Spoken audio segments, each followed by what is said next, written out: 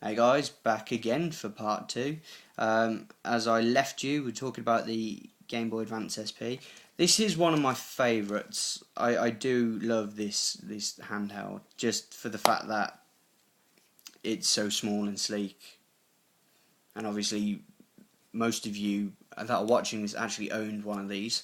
It's really comfortable, the D-pad's really responsive, and the backlight is really good. It's nice not to have to sit around with 16 house lights on just to play it. And the games that I did have, my originals were Final Fantasy Tactics Advance, a fantastic game. I've racked up about 60-70 hours into this, and I'll still play it now and again, trying to finish all 300 missions. I'm currently 227 missions in. If you like your strategy games and you're a big fan of Final Fantasy, then definitely pick it up, because there's a lot of customization, there's a lot of replayability onto this, and it's definitely one that you should get for your collection. And NES Excite Bike, which is a great port, I'd admit. Correct me if I'm wrong, this version comes with its own track creator. Now I don't know if the original one did that, so let me know if it did. Good 5-10 minutes just to go back in time and mess around on motocross bikes. I did get a package a year ago, I'd say about a year ago, when I was collecting. And unfortunately, all these games here are copies. The Sonic Advance 2 doesn't save. Final Fantasy 4 doesn't save. Mario and Luigi Superstar Saga. This actually works, and it's pretty decent. We've got Super Mario World 2, obviously a port of the SNES version. A great game. I love the extras, and it's worth your time. And Fire Emblem, a great game. I do love this. This is the first Fire Emblem game I've actually played, but it has consumed a lot of hours.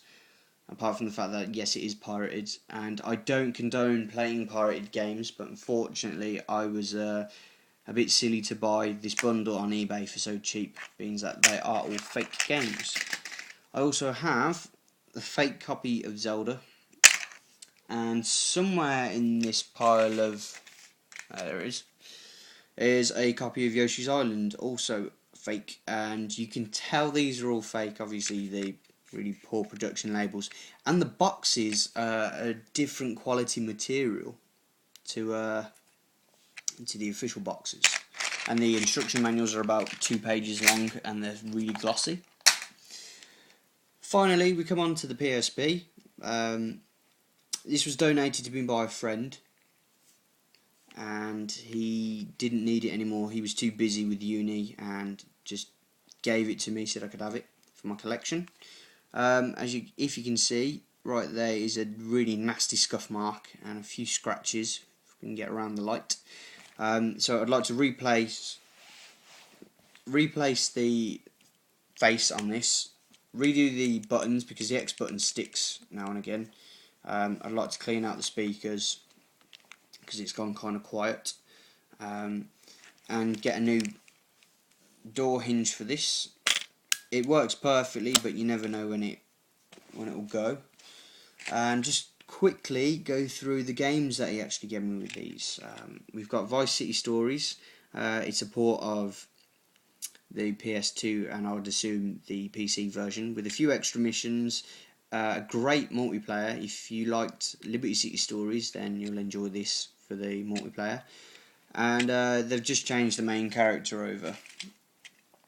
We have Warriors Orochi and Dynasty Warriors Volume 2. Now these are the same basis of game. You basically have a mission to get to one point on a map, and you have to fight through hordes of enemies to get there. Now I'm not a big fan of these, but as you can see my friend was, and he thoroughly enjoyed them a lot. We then have Final Fantasy Crisis Core. Great game, great visuals, love the music score. And the battle system's different as well. It's you get pulled into like a turn, but like how you did on the original Final Fantasy games, yeah, turn-based style. But you are then free roaming around, hacking and slashing enemies, And you also have a roulette system which will pick you out special moves, limit breaks, and items. So it's good, and it's a nice side story to Final Fantasy VII. Next is Valkyrie Profile Lennith. It is a great game, however, after 20 minutes of watching cutscenes, I just lost interest. The battle system is great. I love the battle system in this. It is turn-based, but you seem more involved than you would with, I'd say, Final Fantasy. Speaking of Final Fantasy, this is Tactics, The War of the Lions, a great port of the original PlayStation version. Now this, as always with Final Fantasy games, has beautiful music, really immersive, engrossing music, keeps you hooked, makes you really feel for the characters as well. Cutscenes are great. I love the style. It's sort of like sketchy 3D sort of cutscenes, and you get a few bonus missions, and I think you get a few bonus characters, and I think Cloud does make another appearance in this again. We then have Akira, which is the anime film. Payout, which is a casino-based game. It's not my cup of tea. We've got SmackDown. I'm not a fan of wrestling. Tekken, it's a great game. I love the visuals to this game, but I'm more of a Street Fighter fan over Tekken. Dragon Ball Z Shin Budokai 2, not as good as the PlayStation versions, a little bit long-winded, and loading times are annoying. Rocky Balboa, never played it. Star Wars Force Unleashed, a great conversion of the Xbox and PlayStation versions. However, I would rather play it on the Xbox and enjoy all the full physics.